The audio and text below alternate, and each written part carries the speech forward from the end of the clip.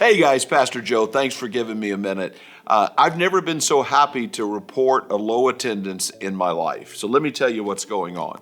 Obviously, we're on break for the summer for about 4 weeks, 5 weeks for Tuesday church for two reasons. So just kind of for a break, and we've had a VBS, we got a golf camp coming up.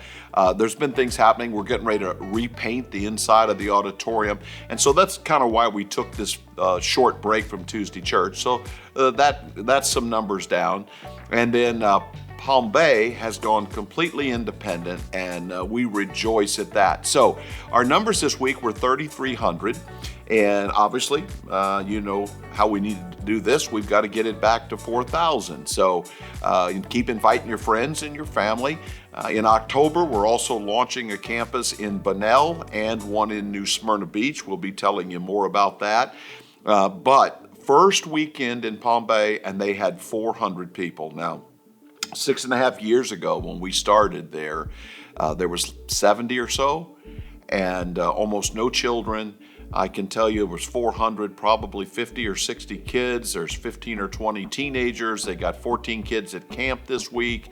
I mean, a healthy, vibrant church is back in business, and we've turned them loose. They're now City Church of Palm Bay, or City Church of the Coast, something like that. I don't know. Look it up. But anyway, we're so proud of David. We're so proud of the whole congregation there, and they are now on their own. So that's why you'll see a dip in our numbers for a while till we grow it back.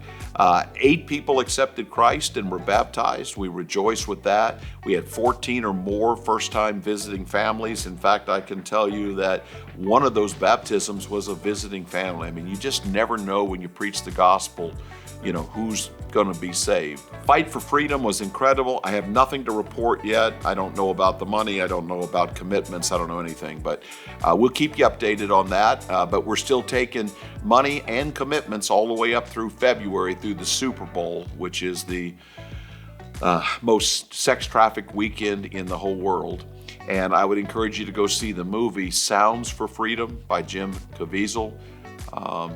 An amazingly well-done movie, but it will rip your heart out again. So you just need to see it and know what's going on in the world. We got to wake up. We can't pretend this stuff is not happening. I want to thank you.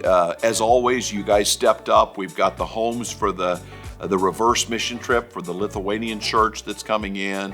You sponsored, I think, 56 children, and that translates into about $25,000 a year for that mission in Guatemala. That's huge.